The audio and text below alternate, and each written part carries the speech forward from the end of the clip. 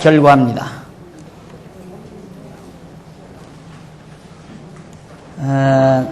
그 가운데 2장 1절로부터 15절은 사사시대 이전의 불순종에 대한 결과, 사사시대 이전, 아직 사사시대가 도래하지 않았을 때 이전, 그때의 결과고, 그 이후 2장 16절부터 3장 6절까지는 사사시대의 불순종의 결과로 그렇게 나뉘어집니다.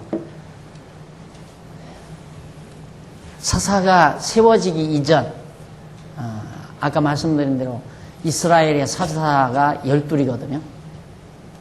사사들이 나타나서 때로는 뭐 20년, 때로는 뭐 한 40년, 50년, 때로는 뭐 기년, 한 5년 이런 정도로 사사들이 이제 나라를 다스려요. 근데 이렇게 왕정 마냥 계속해서 이렇게 사사 하나가 죽고 바로 사사가 또 세워지고 그게 아니고, 사사가 이렇게 나타났다가 사사가 없는 기간이 또 한 뭐 20년씩 이렇게 지속이 돼요. 그때 이제 사정없이 이제 이스라엘 백성들이 고난을 겪죠. 그런 역사가 이제 펼쳐지는데, 사사시대 전에, 사사가 세워지기 이전의 역사가 이제 나타납니다. 2장 1절 5절에 보면, 80페이지 5절에 보면 백성들의 불순종에 대하여 여호와께서 책망해 주시는 내용이 거기 나와요. 여호와의 사자가 길갈에서부터 보김에 이르러 가로되 내가 너희로 애굽에서 나오게 하고 인도하여 너희 열조에게 맹세한 땅으로 이끌어 왔으며, 또 내가 이르기를 내가 너희에게 세운 언약을 영원히 어기지 아니하리니 너희는 이 땅 거민과 언약을 세우지 말며 그들의 단을 헐라 하였거늘 너희가 내 목소리를 청종치 아니하였도다. 그리함은 어찌미뇨. 참 우리가 이렇게 보면 좀 하나님 너무 죄송스럽지만 우리가 빨리 이해하기에 너무 얄밉잖아요. 그렇죠? 그냥 다 멸하라 해놓고는 또 그 불순종 가운데 가두어서 불순종하게 만들어 놓고 너희들 왜 이렇게 불순종했느냐 또 이러고. 자, 이런 것들이 우리들의 이 인식으로는, 우리들의 관념으로는 참 이해 못하실 분이죠, 하나님이. 그러나 전능자 하나님에게 있어서는 우리를 가르치는 입장에서, 피조물들을 교훈하는 입장에서 얼마든지 가능한 얘기죠. 아까도 말씀드렸지만 늘 하는 대로 아버지가 탕자를 내보내놓고 또 돌아오기를 기다리고, 돌아오니까 또 사랑으로 다 감싸주고. 아버지 얄밉잖아요. 그렇죠? 그것이 아버지가 사랑이 바탕이 안 되면 그 모든 것이 다 가증스러운 일이죠. 그렇잖아요. 나가도록 내버려두는 것도 가증스럽고, 또 나가는 자식 돌아오도록 기다리는 것도 가증스럽고. 그런데 거기에 사랑이 딱 바탕이 되니까 나가도록 버려두는 아버지의 깊은 사랑도, 깊은 생각도 아름답잖아요. 마찬가지예요. 하나님께서도 우리에 대한 사랑이 결여가 된다면 불순종 가운데 가두시는 하나님도 야속스럽고, 또 그래놓고 불순종했다고 야단치는 하나님도 야속스럽지만, 그러나 그 사랑이, 하나님의 그 큰 사랑이 바탕이 되다 보니까 그 모두가 다 아름답게 보인다. 아름다운 일들이다. 우리를 위한 일이니까, 우리를 깨닫게 하기 위한 것이기 때문에 모두가 다 아름다운 것이다. 그러나 사랑을 제거해버리면 정말 하나님 야속스러우신 분이죠. 당신이 다 그렇게 해놓고 우리를 그렇게 농락하는 것처럼 보이니까. 농락이 아니고 하나님의 사랑의 행위입니다. 자, 계속해서 보십시다. 3절. 그러므로 내가 또 말하기를 내가 그들을 너희 앞에서 쫓아내지 아니하리니 그들이 너희 옆구리에 가시가 될 것이며 그들의 신들이 너희에게 올무가 되리라 하였노라. 예, 보세요. 책망하는 것과 하나님이 또 그 앞에서 쫓아내지 않겠다고 하신 말씀과 이율배반적인 얘기 아니에요?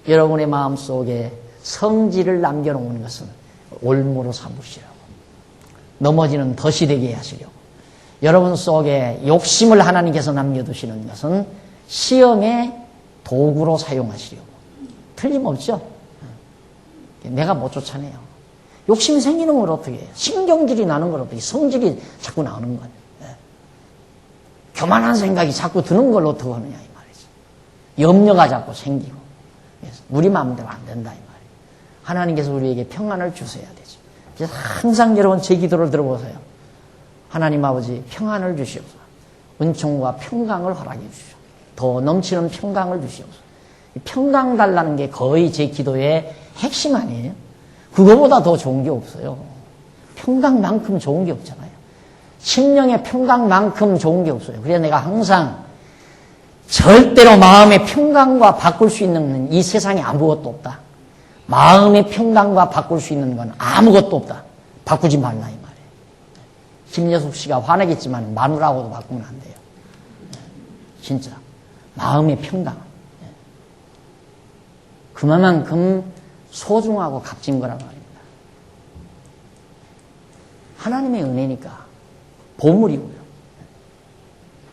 평강을 유지한다는 거 이게 다 쫓아냈다는 얘기고, 쫓아냈으니까 불순종하는 게 아니라 순종하게 돼 있고, 순종하기 때문에 시험에 안 들고, 시험에 안 들면 엎어졌다 뒤집어졌다 안 하게 되고, 그러니까 범죄하지 않게 되어지는 거. 얼마나 좋은 거예요, 그게. 다 하나님의 은총의 나리 아래에서 사는데. 마치 그런 모습은 풍성한 암탉이 품에 안겨있는 노란 병아리 같은 내 모습이죠. 얼마나 좋아요. 암탉이 병아리 품고서 저 울 밑이나 담장 밑에 가서 막 휘져가지고 맛있는 지렁이 같은 거 골라서 새끼들 먹여주고, 딱 물고 있으면 새끼들이 와서 쪼아먹고. 암탉 품 안에만 있는 병아리 완벽하잖아요. 완벽하죠. 그런 모습이 우리의 모습이 돼야 된다는 얘기예요. 그래서 다윗이 바로 그 말을 하잖아요. 어린아이와 같은, 젖된 어린아이처럼 내 마음이 평온하기를, 내 심령이 평온하기를 젖된 어린아이와 같다. 같이 되기를. 젖을 땐 어린아이가 가장 평온한 모습 아니에요. 근심도 미움도 증오도 없는 가장 순수한 아름다운 얼굴 모습을 보면 여러분 다 보고 지금까지 살아왔잖아요. 자녀들 낳아서 길러왔습니다. 애기 젖을 먹여서 딱 젖꼭지에서 입을 빼서 사르르 잠든 애기 모습. 그 얼굴에는 아무 증오도 미움도 욕심도 갈등도 없는 가장 깨끗하고 순수한 모습이죠. 그 모습이 바로 평온을 유지하는 모습이에요. 무엇과도 바꿀 수 없는 모습이다. 그래서 옆구리에 가시가 될 것이며 그들의 신들이 너희에게 올무가 되리라 하였노라. 여호와의 사자가 이스라엘 모든 자손에게 말씀을 이루매 백성이 소리 높여 운지라. 그때야 깨닫고 막 울 거 아니에요. 야, 이래서 우리가 이렇게. 그러니까 하나님께서 이제 이거 남겨놨으니까 이것들이 이제 올무가 되고 이들이 섬기는 신이 덫이 된다. 그래서 이제 너희들이 한바탕 엎어졌다 뒤집어졌다 한다. 이 말이거든요. 쉽게 말하면. 그러니까 울 거 아니에요. 이제 울면 뭐해요? 그러므로 5절 그러므로 그곳을 이름하여 복임. 또 하나 복임 철병거. 철병거 때문에 울었다 이렇게 생각하면 돼요. 알았어요? 철병거 때문에 불순종해서 결과적으로 울었다. 그래서 이 복임이란 말이 울었다 이 말이에요. 운 곳, 백성들이 후회하고 울어 통곡한 곳이라는 뜻으로 복임이라고 그 지역 이름을 지었다. 거기 나오잖아요. 그곳 그러므로 그곳 이름을 복임이라 하니라. 무리가 거기서 여호와께 제사를 드렸더라. 울고 거기서 하나님 앞에 죄를 자복하면서 제사를 드렸던 그곳이 바로 복임이었습니다. 우는 자들이란 말이죠. 우는 자들. 1481페이지 중간 조금 못 미쳐서 뒷부분에 보시면 여기 복임 나오죠? 히브리어. 이게 바로 그 복임이란 말라고 하는데, 이는 우는 자들. 철병 것 때문에 울었다. 지금 첫 시간은 철병어 배웠고, 두 번째 시간은 우는 자들, 복임을 배우는 거예요. 알았죠? 철병 것 때문에 울었다, 이 말이에요.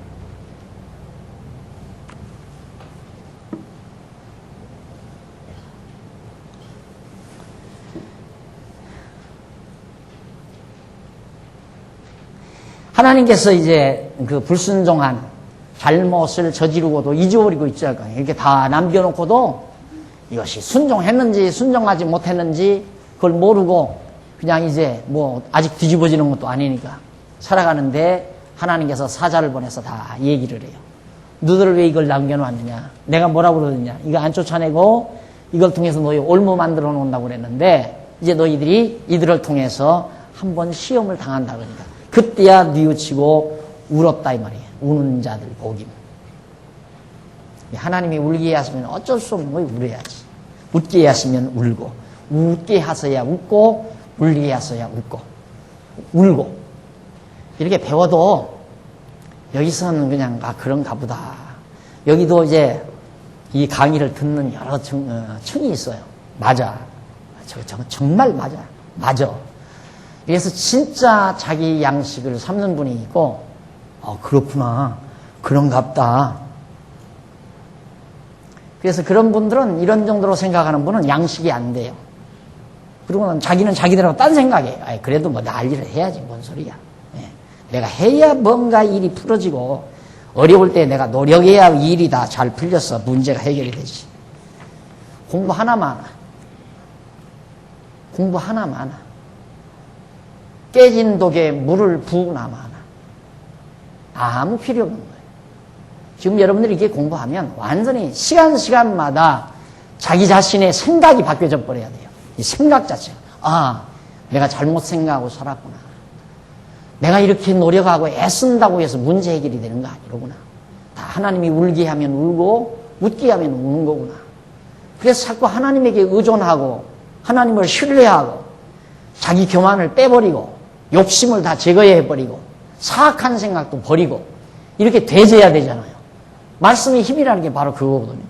내가 지금까지 막 악을 쓰면서 기어코 내가 성공을 해야지. 이래가지고 악착같이 노력하고 살면서 실패를 거듭거듭 하면서도 안 버려. 죽어도 여전히 자만해, 여전히 교만하고, 여전히 내 힘으로 살려고 했어. 그게 뭐 공부 하나만 하지. 공부하고 나면 우는 것도 하나님의 뜻, 웃는 것도 하나님의 뜻. 하나님이 울게 하시면 울고, 웃게 하시면 웃는 거로. 이렇게 생각되면 그 순간 다 사르르 마음에 사악한 생각들이 버려져 나가잖아요. 다 사르르 녹아져 나가죠. 욕심도 사라지고, 자만한 생각도 없어지고, 사악한 마음도 점점 녹아내리고. 그래서 마음에 평안이 온다 이 말입니다. 마음이 평안해. 하나님은 순종하게 해서 순종을 시키는데 어떻게? 이 마음에 평안을 주어서 순종케 해요. 아이들 평안하고 즐거워보세요. 엄마가 이것 좀 했으면 좋겠네. 알았어! 하고 가세요. 그런데 지가 뒤틀려 놓으면 엄마가 말하든 말든 토라져가지고 씩씩대기만 해요. 가서 너 그거 안 해? 그래도 안 해. 필요 없어요. 너 저것 좀 해! 맞아! 그러면 안 해!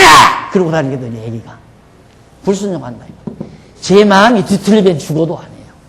하나님께서 우리 마음을 편안하게 했단 말은 하나님을 순종하고 살게끔 환경을 주셨다 그 말이에요. 그러니 평안이라는 게 얼마나 좋아요. 마음의 평안이라.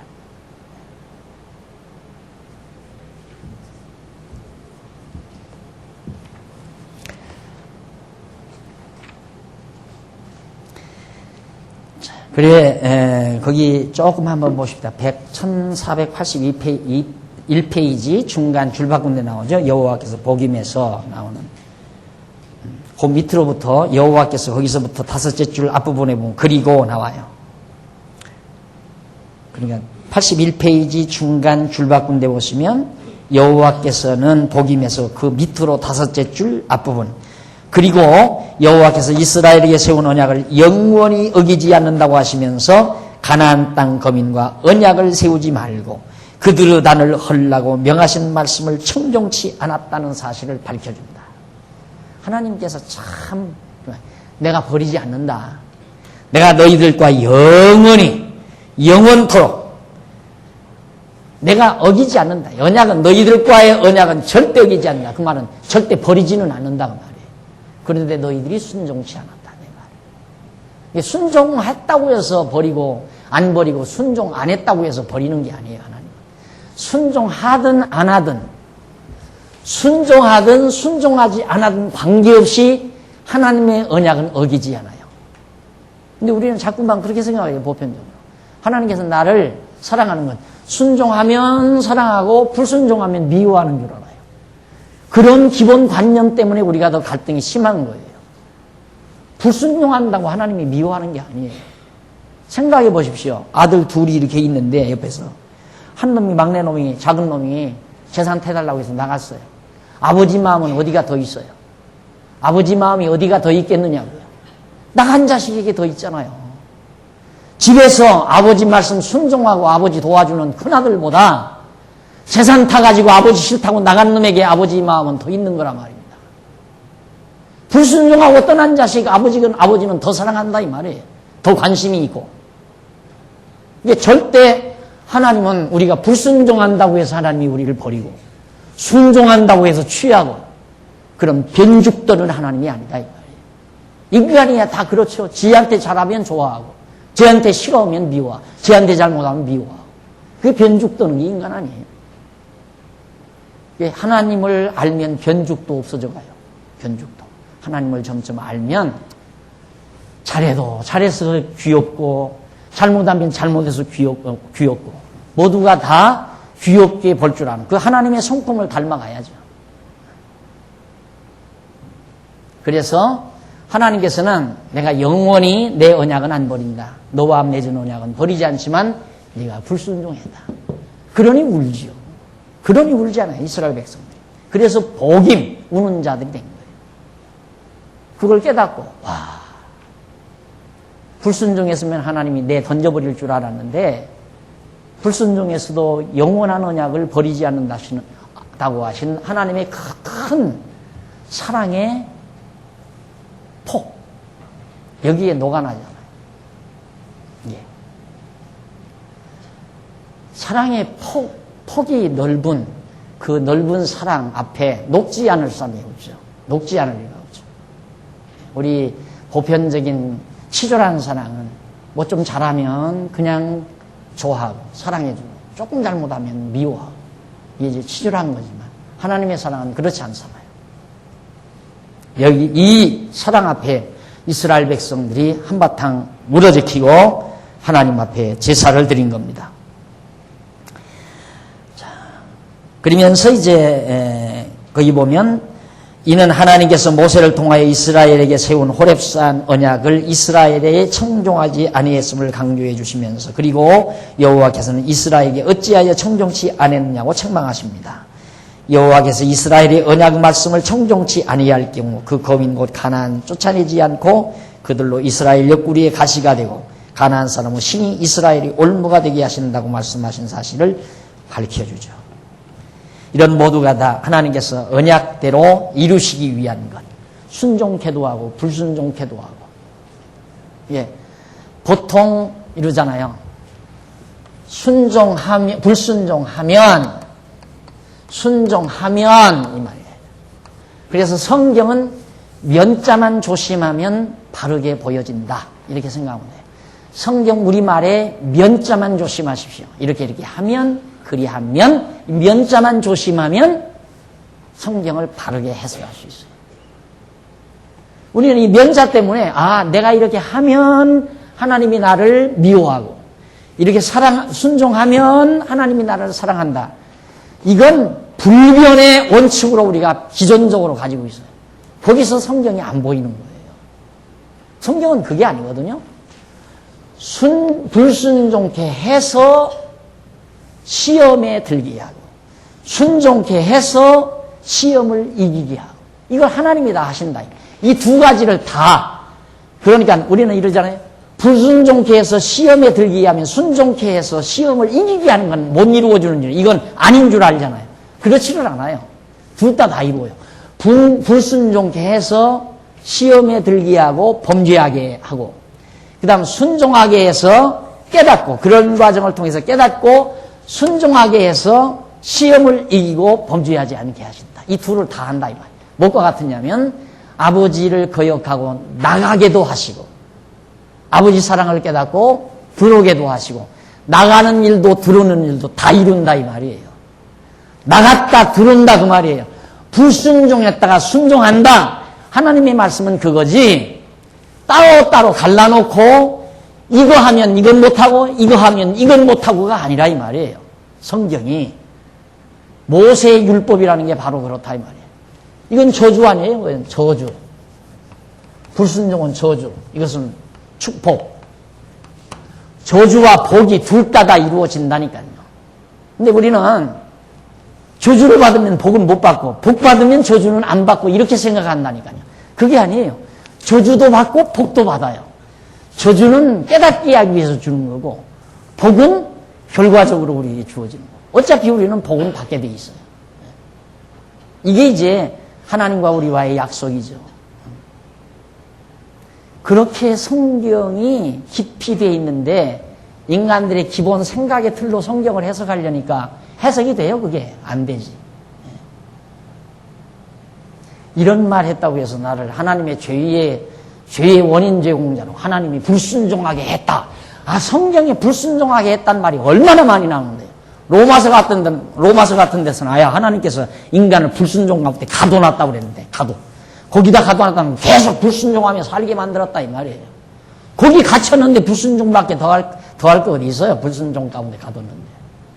순종 가운데 가둬놓으면 순종하고 사는 거. 그 하나님의 뜻에 달려있는 거 아니겠어요? 그러니 아까도 말씀드렸지만 내가 마음의 평안을 가지고 하나님 여호와를 생각하고 산다는 것이 50억짜리 복권 당첨되는 거하고 비교가 되겠느냐 이 말이에요. 실제 그런 사람 나왔다대 뭐 돈을 몇억을 복권을 탔는데 그거 가지고 금방 사장이 돼가지고 막 난리를 하시다가 완전히 제 모습으로 돌아갔대요. 그냥 완전히 깡치로. 그런 허역에 참 무서운 이 자본주의가 사람을 완전히 전부 정신병자 만들어 놓는 거예요. 정신병. 전부 돈으로 인간들을 다 이상야릇한 존재로 만들어 놓고 모든 걸 돈으로 평가하고 돈으로 판단하고 돈으로 해결하고 돈으로 전부 집약시키고 인간. 아, 돈이 뭔데? 우리가 약속으로 만들어 놓던 그 업 아니에요. 쉽게 말하면 우리가 서로 약속해서 우리가 만들어 놓고 우리가 거기에 다 빠져 있어요. 전부 걸려 있어요. 아까도 우리 목사님들 그러는데 우리 삼해 바다 우리 완전히 이북하고 차단되어 있으면 삼면 동해 서해 남해 이것만 딱 차단되면 우리는 석 달 만이면 두 달 만이면 다 망한대요. 우리나라 2달 만이. 이북은 2년 가지만 우리는 2달이면 다 망한대요. 아마. 그래도 뭐가 잘났다고 한 거예요.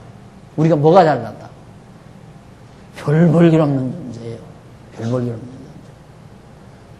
하나님이 우리를 살게 하셔서 사는 거고 하나님이 이끌어 가시니까 우리가 존재하는 거지.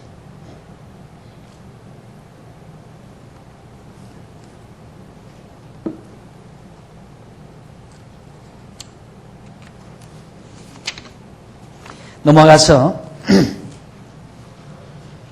2장 6절로 7절.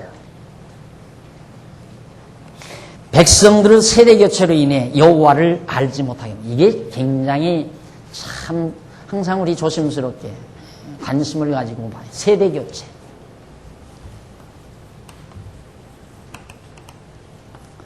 어차피 시간세기 안에서는 이건 필연적인 과정 아니에요.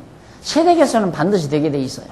구세대가 가면 신세대가 오고 어른이 죽고 어린아이가 어른이 되고 세대교체가 항상 되는데 이 세대교체 과정에서 이게 항상 문제가 되는 거란 말이에요. 그러니까 40년 동안 광야 40년의 기간이 필요했던 것도 하나님께서 세대 교체를 시키기 위한 작업이었다 이 말이에요. 그래서 교육을 100년대계라고 그러잖아요. 교육을 100년대계라. 제가 목회하는 가운데서 가장 지금 제 온 신경을 다 쓰는 것이 전이죠. 뭐 사실 다른 데 전혀 관심 없어요. 제 모든 전 관심이 교회 학교에 관심이죠. 교육에 관심이 있어요. 교육에. 그래서 정말 우리 교회에 속한 성도들 어차피 나이가 들고 자녀들이 태어나서 자라나서 그놈들이 후대를 잇고 세상을 살아가는데 막지로 뭐 돈 몇 천만 원씩 몇 억씩 뭐 해외 투자해서 선교를 하고 물론 하나님이 여건 줘서 하면 좋죠. 나는 그렇게까지 큰 생각을 못해요. 마음이 좁아서가 아니라 내가 미치지 못할 생각은 안 하는 것이 내가 미치지 못할 날 그것도 다윗한테 배우세요. 미치지 못할 것을 생각지 아니하오. 젖된 어린아이가 엄마 품에 젖된 어린아이의 마음의 고요함처럼 그 평온한 마음 거기에서 항상 이제 생각을 하면서 살기 때문에 미치지 못할 생각은 안 해요. 안 하는 게 아니라 안 해져요. 안 해진다는 건 비교적 욕심이 없다는 얘기죠. 그런데 나름대로 욕심 많다는 사람도 있으니까 욕심 없으면 안 되죠. 내가 그럼 완전히 성자라고요. 욕심이 남기는 남았지만 그래도 비교적 복권 살 만큼 욕심이 있는 사람은 아니에요. 복권은 저 사본 적이 없잖아요. 지난번 갈비탕 집에 가서 억지로 복권 한번 사가지고 10,000원이나 당첨됐잖아요. 10,000원짜리 당첨. 평생에 처음이에요. 평생에. 그런데 하나님께서 이 세대 교체를 시키려고 할 때 가장 중요한 것이 자라나는 세대들에 대한 교육이에요. 그걸 모세는 40년이 걸렸어요. 세대 교체를 한번 시키는데. 그렇게 해서 가르쳐서 시켰는데도 지금 가나안 땅 들어가서 엉뚱한 짓 하죠. 이게 다 모세한테 배운 인간들이거든요. 배웠는데도 이 짓을 하는 거예요. 물론 그게 다 하나님의 정하신 뜻이니까 그렇게 될 수밖에 없죠. 어쨌든 하나님께서 우리 교회에 저에게 이런 가리키는 마음, 어떻게든지 다음 세대들을 가리키는 마음이요. 그래서 정말 우리 교회가 자연스럽게 아름답게 세대 교체가 되고 다음 세대가 와도 여전히 이 진리가 여기 정착이 되어 있고 지켜지고 여기로부터 진리가 바르게 수호되고 전승되는 일. 제가 젊은 날 보니까 해방신학이라는 게 한창 막 이 화염병 던지고 데모 일어나고 막 이렇게 한 그런 행동파들이 왜 생겼느냐면 남미 브라질의 그 작은 어떤 소도시에 자그마한 그 상가 건물이 한 3층짜리 상가 건물인데 그 3층짜리 상가 건물에 2층인가 3층인가 그 조그만한 공간 속에서 연구원들 몇이 앉아가지고 연구한 결과가 해방신학이라는 이론이 나온 거예요. 그것이 완전히 우리 사회를 뒤덮어버린 거예요. 그래 그 해방신학에 영향을 받은 젊은 세대들이 막 화염병 던지고 막 파괴하고 강목 휘두르고 그런 역사가 우리 한동안 20년 동안 우리나라를 완전히 배회해버렸잖아요. 지금도 그 해방신학 사상이 좀 문익환 목사, 문익환 이북 갔다 온 그분도 해방신학의 원조예요. 우리나라 해방신학의 근본. 무서운 거예요, 사상이라는. 그런데 이렇게 좋은 환경 속에서 아름다운 진리를 수호하지 못하면 안 되죠. 해야죠. 할 수 있게 하나님 하셨으니까. 그 목적이에요. 어떻게든지 바른 이 진리 전해주어서 오고 오는 우리 후대들, 여러분들이 했어서 10개월 동안 뱃속에 놓고 고생하면서 낳은 자녀들, 이 고통 많고 사특한 세상이지만 마음의 평온을 유지하면서 하나님 경외하며 사는 아름다운 다음 세대 하나님의 자녀들을 길러내는 아름다운 교육의 도자. 이것이 제 꿈과 이상입니다. 그래서 어떻게든지 가르칠 수 있는 교재들을 이렇게 만들어내고 그거를 위해서 노력하고 그러는데 오늘 아까 말씀드렸지만, 그 대학 교재로 썼으면 좋겠습니다. 그런 얘기를 하는데, 그 원래 우리 대학부 교재거든요. 그 우리 대학부 교재예요. 성경적 기독교라는 거예요. 이게 대학부 딱 들어가면 성경적 기독교부터 1학년 때 딱 배우잖아요. 예, 그분이 부총장인데, 대학원, 대학교 부총장인데, 당신이 보고, 이거 대학부 교재로 참 좋겠더라. 그래서, 지금 천안대학에서는 쓴다고 내 그랬죠. 교재로 쓴다고. 예. 지금 제가 이 집필하는 것도 다 이 교육 교재로 삼기 위한 것이고, 여러분들도 지금 이 성도대학 교재 이것을 가지고 하잖아요. 나 죽더라도, 물론 많이 보충도 되고, 정리도 앞으로 더 되겠지만은, 이제 이걸 가지고 계속해서 대학부 교육시키고, 그 다음, 성경 신학을 이제 신학원 교육 교재로 그렇게 삼아서 이제 교육시키고, 그렇게 해서 세대 교체가 바르게 이루어져야 된다.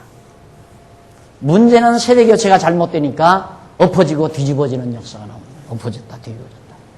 아는 세대들이 있는 동안에는 평안한데, 하나님 여호와를 잃어버린 세대가 나타나면, 그 다음 누가 안 가르쳐 줬으니까 모르죠. 부모들이, 선진들이 그걸 잘 가르쳐 줬어야 하는데, 안 가르쳐 주니까 모르고는 그만 여호와 하나님 잊어버리고, 이방신 성기니까 또 뒤집어 버린다며. 남겨놓은 이들이 일어나서 덮쳐버려요. 그 다음 또 중내, 산내, 아우성 치면 하나님께서 사사를 일으켜서 그들을 다 평정시키고, 빼앗겼던 땅 다시 찾고, 붙들려간 가족들 다시 되찾아오고. 그래서 여호와 하나님 배우게 해서 한 20년, 30년 또 편안하게 살게 하고, 또 세대 교체되는 동안 잘못해놓으면 또 한 번 뒤집어져 버리고.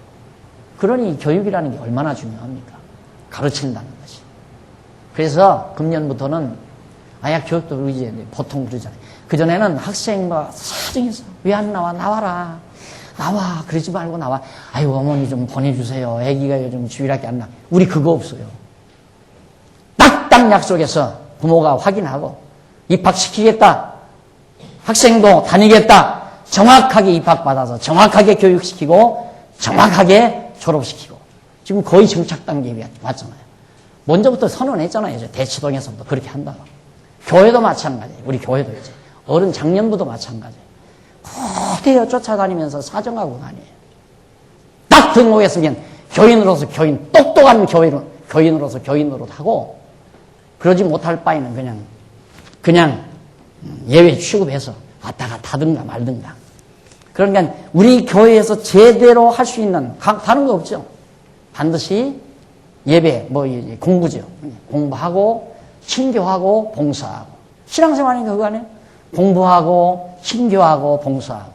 그러니까 주일날 이렇게 참석해서, 집회에 참석해서 공부하고, 그 다음 속회에 들어가서 서로 부서 활동하면서 친교 나누고. 동무 많이 사귀라 이 말이에요. 친구 많이 사귀라, 같이. 서로 친구 사귀어서 좋은 친구로서 같이 이 고달픈 세상 동반해 가고. 그래서 서로 친교가 이루어지니까 힘이 되니까 그 힘 닿는 대로 좀 봉사하면서, 봉사활동하면서 살아가는 삶. 그렇게 사는 사람만이 제대로 된 교인으로 우리가 취급할 겁니다. 지금은 아직도 지금 덜 선을 그었는데 점점 그렇게 그어지는 거예요. 그래서 정식 교인, 정회원, 쉽게 말하면. 정회원, 그리고 준회원. 그러니까 지금 수첩에 보면 그게 나타나죠? 여러분. 수첩에 잔글씨로 써 있는 이름은 그게 준회원이에요.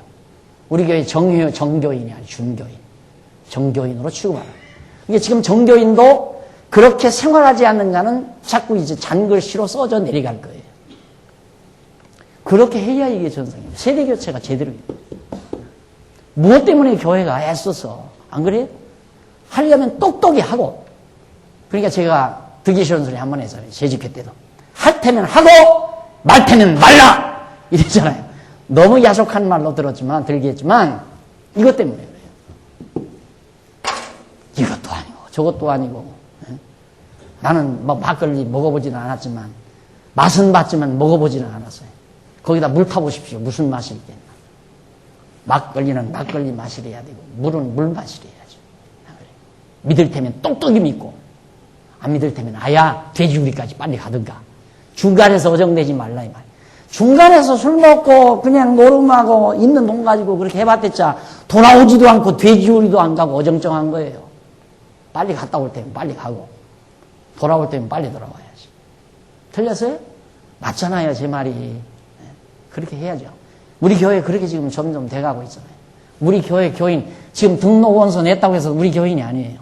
철저히 교육받고 제대로 수첩에 대문자로 이름이 딱 올라있는 사람만 정교인이에요. 잔글씨로 써있거나 아직 올라있지 아니한 사람은 우리 교인이에요. 금년에 등록한 사람은 아직 우리 교인 아니에요. 교육 도중이에요, 지금. 그래서 예를 들어 다음 당회나 그 다음 당회 때 교인으로 당회가 허락 떨어지면 그 다음 수첩에 그게 올라가죠. 주일학교 학생도 마찬가지예요. 거기도 정교생, 정규생이 있고 그 다음 와서 이제 청강생이 있고 그 청강생은 오든 안 오든 별로 관심이 없죠. 공부를 제대로 시킬 수가 없잖아요. 교육이란 단계별로 해야 하는데 교육을 안 받으니까. 그럼 부모가 책임을 지고 보충 강의를 해주겠다. 나라도 얘가 못 배운 거 보충 강의 해줄 테니까 이렇게. 그래 선생님하고 약속을 해서 보충 강의 다 해주기로 하고 학생도 그렇게 약속을 하면 정교생으로 받아들이지만 창세기 안 배운 학생에게 민수기 가르치면 뭐 알아요? 안 되잖아요. 그런 무책임한 교육 교회가 안 시키겠다 이 말이에요. 돈을 엄청나게 한 달에도 몇백만 원씩 예산을 들여서 지금 교육을 시키는데요. 안 그래요? 우리 성도님들이 해서 연구한 것 가지고 한 달에도 200~300만 원씩 예산 1년이면 수천만 원 들어가서 교육을 시키는데 그렇게 허술하게 시켜서 되겠어요? 세대교체를 위한 거예요. 우리 이 일을 위해서. 자, 근데 이스라엘 백성들이 그 세대교체로 인해서 여호와를 알지 못했다. 어른들이 자기들만 알고 자녀들에게 안 가르쳤으니까 자녀들이 다 잊어버리죠. 하나님을 어떻게 알아요? 모르죠. 전에 여호수아가 백성을 보내매 이스라엘 자손이 각기 그 기업으로 가서 땅을 차지하였고 백성이 여호수아에 사는 날 동안과 여호수아 뒤에 생존한 장로들 곧 여호와께서 이스라엘을 위하여 행하신 모든 큰 일을 본 자의 사는 날 동안에 그러니까 눈으로 본 홍해바다 갈라지고 요단강 갈라지고 광야 40년 동안 만나다니는 것도 보고 불뱀 나타나는 것도 보고 그다음 요단 동편 땅 다 망하는 것도 보고 여리고성 무너나는 것도 보고 5개국 연합군들 다 패하는 것도 보고 이런 것들을 다 보고 배운 사람들이 사는 날 동안 그때는 괜찮았어요. 여호와를 섬겼더라. 그걸 본 사람들 다 아니까 깨달으니까 그때는 여호와를 섬겼는데 그들이 다 죽고 나니까 어떻게 됐나? 그거 보세요.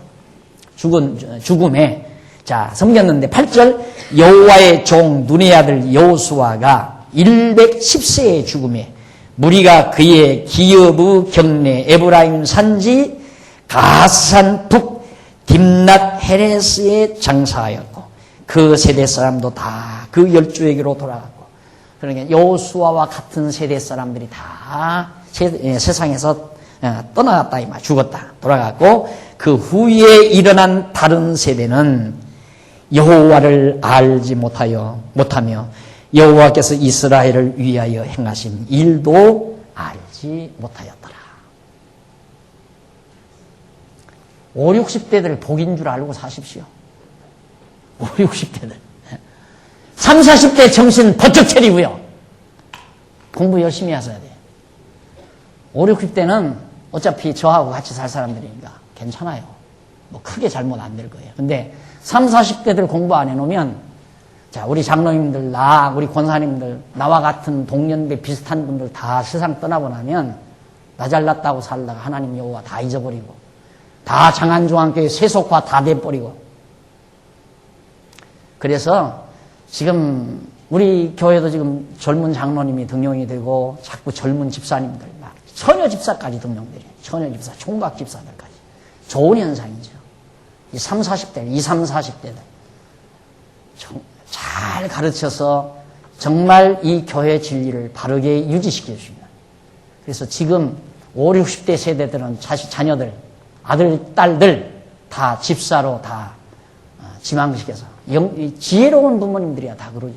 근데 지혜 없는 부모님들 야 네가 무슨 집사야. 집사야 돈만 낸다. 하지 마라. 그게 부모가 할 얘기예요. 안 한다고 해도 아니다. 너 집사해서 일을 배워야 된다. 집사하라는 건 교회 일을 어떻게 처리하나. 재직에 참석해보면 알 거 아니에요. 다 교회를 처리해가는 방법도 알고, 연보하면 돈이 어디에 어떻게 쓰이는 것도 알고, 그래서 그 가치도 깨닫게 되고, 교회는 이런 방법으로 해야 되겠다는 것도 알고, 그래 놔야, 이 다음, 나 죽은 다음에 다른 목사가 와서, 목사 마음대로, 자, 100만 원 어디 지불하시오. 나 어디 가는데 돈 200만 원 내놓으시오. 하고 마음대로 돈을 끌어가도, 가만히, 바보처럼 입 딱 다물고 그러고 있지 말고, 배우구나. 그렇게 하는 거 아니지 않습니까? 그 언제 공동회에서 통과됐습니까? 안 됩니다. 의장, 회장, 있습니다. 그건 공동회에 통과되지 않은 거기 때문에 우리 마음대로 절대 지출할 수 없습니다. 안 됩니다. 예비비에서 그거 지출한다 그러면 우리 여기서 그러면 통과해 보십니다. 그래서 갑은 물어가지고 한다면 해주고, 안 하면 못 하는 거고. 그런 건데, 목사가 와서 마음대로 휘저어도 모르니까, 일 처리할 줄을 모르니까. 그러다 보면 다 뒤엎어버린 거예요. 지도자라고 하는 것은 사람은 어디까지나 자기 쪽으로 팔이 구부러져. 그래서 자기 좋은 쪽으로 모든 일을 처결하고 싶은 게 인간 본능 아니에요. 나라고 해서 별 볼 일 없단 말입니다. 그런데 정말 다행스러운 것은 이제 여러분들이 다 깨닫고 눈을 떴기 때문에 내가 말 한마디만 비끗 잘못하면 당장 그게 나에게 복이죠. 나를 견제해 줄 수 있는 견제하실 수 있는 분들이 내 곁에 수없이 많다는 게 그게 나에게는 복이에요. 빗나가지 않을 수 있는 복 아닙니까? 내가 성경 짐이라도 삐끗 잘못 가르쳐 보십시오. 그럼 당장 여러분들 의제하고 박 목사 변했다. 그건 아닌데 당장 알잖아요. 여러분들이 지금 공부하는 거 다 아는 거 아니에요. 다 알지만은 기억나기 위해서 지금 또 공부하는 거란 말이에요. 지금 성도대학을 삼수, 사수 하는 분들이 여기 수두룩한데 다 강의 들은 얘기예요. 그런데 왜 합니까? 다시 기억나기 위해서 하는 거거든요. 창고에다가 아무리 갖다 쌓아놓은 거예요. 게으른 주부가 냉장고는 막 큰 냉장고 사다 놓고 막 늘 시장 갔다 와놓는 거라. 쌓아놓고. 그래 놓고 게으르니까 그거 한번 정리를 안 하고 있다가 한 4달이나 5달이나 1년이나 있다가 한번 꺼내놓고 보니까 와, 이거 작년에 사다 놨던 고기도 한쪽에서 그냥 팅팅으로 터져가지고 쌓여있고 저기에는 채소가 한쪽에서 막 다 얼어 터져버리고 그런 거나 똑같은 거죠. 꺼내봐야지 뭐 있나. 이것은 요즘 아이들이 비타민이 모자라니까 이 채소는 요때 가서 국 끓여서 나물에서 먹여야 되겠다. 주부가 그렇게 해서 자꾸 생활을 해나가는 거 아니겠어요? 그러듯이 오늘 우리들도 다 아는 거지만 공부해서 다 쌓아놨지만은 꺼내지 않으면 우리가 기억이 안 난단 말이에요. 이렇게 공부하면 자꾸 생각이 나잖아요. 그래서 또 먹고 또 마시고 이렇게 해서 우리의 영혼에 힘을 얻고 그러기 위해서 하는 거란 말입니다. 이거 다 공부한 거 아니에요? 그런데 내가 여기서 여러분 불순종하면 망합니다. 명자 있지 않습니까? 불순종하면 망합니다. 하고 끝냈다고 보십시오. 그러면 수근수근. 박 목사 이제는 변질했다. 당장 그럴 거 아니에요? 그게 나에게 복이라고 말이에요. 그래서 교육이라는 게 얼마나 중요한 것인가. 특히 자녀들에 대한 교육 우리가 심각히 생각하시고 중요하게 생각하시고 그래서 어떤 분은 그런 얘기예요. 내가 은근히 그 눈치를 알고 그러지 말고 늦둥이 하나 낳아서 키면 될 거 아니야. 지금 젊은 사람들 결혼해서 애기 낳아서 기르는 사람 얼마나 복일까? 이래요. 지금도 낳겠네. 늦둥이 하나 낳지. 복이지요, 솔직히. 이 흙탕물 같은 세상 애기들 어디 가서 정말 영혼의 갈증을 풀 곳이 어디 있습니다. 전부 구석구석마다. 어느 문화, 어느 구석 속에서 인간의 숭고한 영혼이 마음껏 호흡할 수 있는 처소가 어디 있느냐 이 말이죠. 여기 있잖아요. 이걸 만들자는 게 우리 아니에요. 자라나는 우리 세대들이 좀 그 터널 속에 옛날 석탄 때는 연차 막 터널 갈 때는 창문 다 닫고 해도 막 들어와서 그 연탄 내려 코가 막 경부선 타고 한번 여행하고는 코가 새까맣잖아요. 그래도 올 수 있는 건 터널 벗어나서 맘 놓고 창문 열어놓고 숨 쉴 수 있는 곳이 있기 때문에 그런 것처럼 아이들이 비록 이 정말 탕류가 흐르는 이 문화권 속에서 살아가지만 그래도 여기 맑은 공기가 좀 있어서 영혼이 마음껏 호흡하고 살 수 있는 처소 이런 문화권을 우리가 만들기 위한 것이 우리 교회의 목적 아니겠습니까? 그래서 바르게 키워서 이 땅 위에 올바른 진리가 정착이 되고 수호가 되고 전승이 되는 세대 교체가 제대로 잘 이루어지는 아름다운 그런 교회로 만들어가기 위한 것이 우리의 사명이자 목적이라고 생각을 합니다. 이스라엘 백성들은 그러지를 못해서 결국 어려움을 겪게 되죠. 넘어가서 거기 보면 이제 2장 11절로부터 15절 백성들의 우상숭배로 인해 하나님께서 진노하시는 얘기. 모르니까 우상숭배하죠. 보는 대로 행하잖아요. 보는 대로. 예, 인간이 제일 먼저 어머니 뱃속에서 태어나서 제일 먼저 하는 게 뭐냐? 뱃속에서 듣지요. 뱃속에서 다 들어요. 음악도 듣고 엄마의 감정도 듣고 듣는 게 매우 중요해요. 보지는 못하죠. 뱃속에서는. 근데 뱃속에는 다 들어요. 느끼고 들어요. 느끼고 듣는 건 뱃속에서 다 해요. 그래서 금년에는 우리가 아직 예산을 못 잡았지만 이제 내년에는 이제 태아부만 이제 설립하면 신혼부 있으니까 신혼부에서 태아부 교육을 겸해서 시켜가지고 바로 이제 유아부로 올라오면은 아야 출생에서부터 사망에 이르기까지 전인 교육이 교회 안에서 이루어지도록 완벽한 교육 시스템을 만들어 가려는 것이 우리 교회 구상이고 방향입니다. 이렇게 해서 정말 그렇게 돼야 진리가 전승이 되지. 그러지 않으면 안 돼요. 예. 여러분들이 교회사도 배우고 있지만은 교회가 바르게 되지는 일이 수백 명, 수천 명이 어떻게 돼서 되는 게 아니었잖아요. 중세기도 보면 루터 한 사람, 그리고 칼빈. 이 사람들이 그 시대의 문화를 바꿔나가고 그 시대의 역사의 장을 바꿔나가고 그랬잖아요. 한 사람에 의해서. 우리 교회 학교에서 한두 사람 길러내면 훌륭한 거예요. 그것만 길러도. 그런데 지금 막 엄청난 수가 지금 좋은 선생님들에게서 열심히 배우고 있으니 얼마나 좋아요.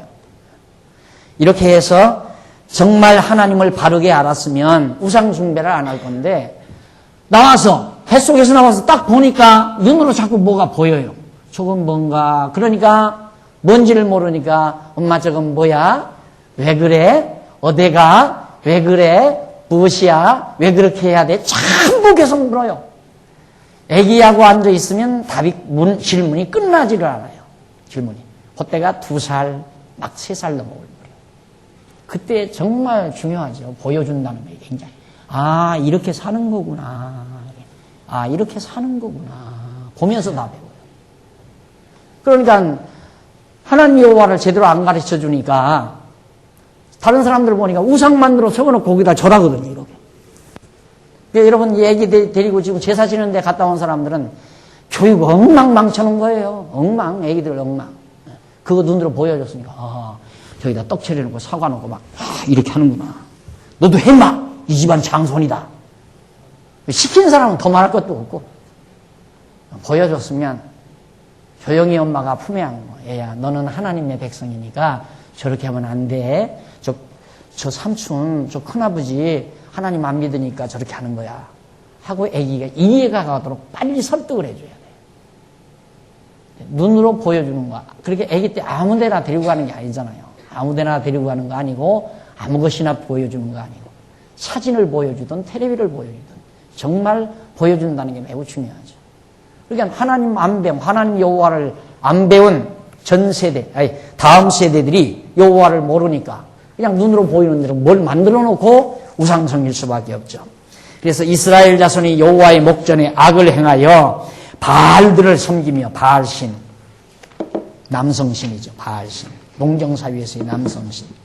바알신들을 섬기며 애굽 땅에서 그들을 인도하여 내신 그 열조의 하나님 여호와를 버리고 다른 신, 곧 그 사방에 있는 백성의 신, 그 주변에 있는 모든 백성들의 신. 그러니까 여기 남아있는 사람들, 여기다 남겨놓은 사람들, 이 사람들이 어떻게 하나님 여호와를 어떻게 알겠어요? 모르죠. 그러니까 이 사람들은 자기들의 문화대로 그냥 우상을 섬기며 사는 거예요. 각각 지역 따라. 우리나라도 보십시오. 제주도 사람들이 섬기는 무속하고 육지 사람, 경상도나 전라도 다 다르잖아요. 충청도, 강원도 다 달라요. 그렇게 이 좁은 땅에서도 근데 여기도 마찬가지죠. 더구나 이때는 교통수단이 없기 때문에 더더욱 그렇죠. 족속마다 자기들 나름대로 섬기는 신들이 있으니까 이걸 보고 이들이 하는 걸 보고 하는 거예요. 눈으로 보이는 건 그것뿐이니까. 그러면 그렇게 안 하려면 아기들을 데리고 절기 때마다 예루살렘 성전으로 가야죠. 예루살렘 성전으로 가면 제사장들이 양을 잡아서 다 제사를 드리는 이 모습을 보면 엄마 저거 왜 저래?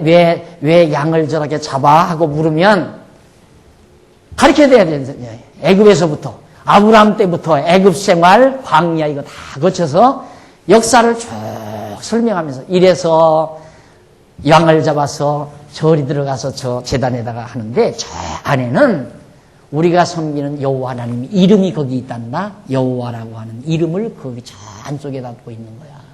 우리는 여호와 하나님을 섬기는 거야. 눈으로는 안 보이지만 이름은 저 안에 있어.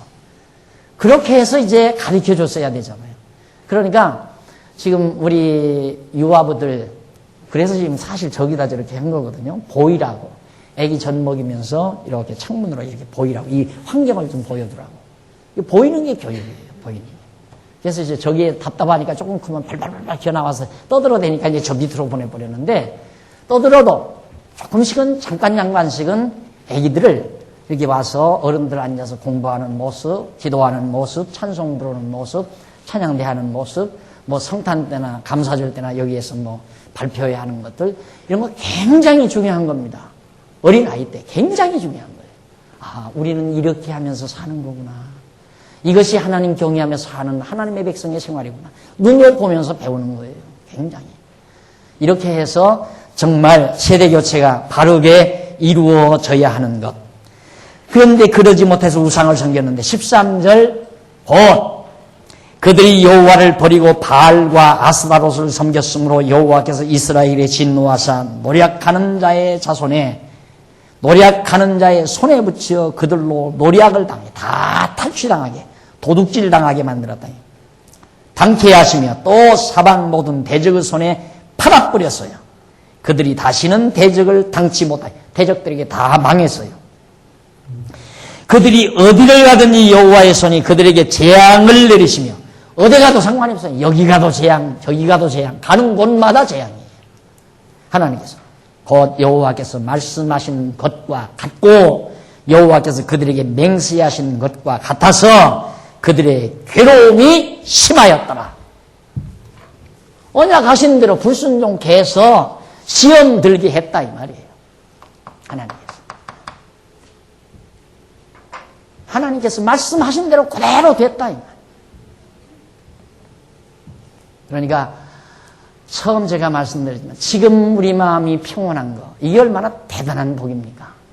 이거 하나님 지금 순종케 하시는 거거든요. 내 마음이 평안하다는 것은. 순종케 하신다는 말은 우리에게 복이 임한다는 얘기예요. 신령한 복이 지금 우리에게 임하고 있다는 얘기예요. 50억 복권 당첨하고는 비교가 안 되는 것이다. 50억 복권 당첨돼도 더 욕심이 생기고 끝없는 욕심, 끝없는 자만 이것 때문에 항상 갈등, 평안을 잃고 고통당하고 이 인간의 모습이라는 거 우리 잘 알지 않습니까? 자, 다음 시간에는 사사시대의 결과, 그러면 사사시대에는 어떤 결과가 맺어졌는가에 대해서 우리 공부하도록 약속을 하면서 오늘 강의 여기서 마무리합니다. 기도하십시다. 살아계신 하나님 아버지, 하나님의 사랑과 은혜를 진심으로 감사합니다. 오늘 우리에게 구정을 보내고 이처럼 첫 시간 우리의 마음을 이곳으로 인도해 주셔서 철병거도 배우게 하시고 복음도 배우게 하셨습니다. 그리고 세대교체도 배우게 하시고 하나님 아버지 잊어버리지 않고 자주자주 생각나게 하시옵소서. 그래서 지혜롭게 하시고 시험에 들지 않도록 우리를 지켜주시옵소서. 오늘 또 저희들 연보했습니다. 아름답고 선한 일에 진력하는 귀한 마음 변치 않도록 지켜주시옵시기를 비우며 예수님의 이름으로 기도드립니다. 아멘.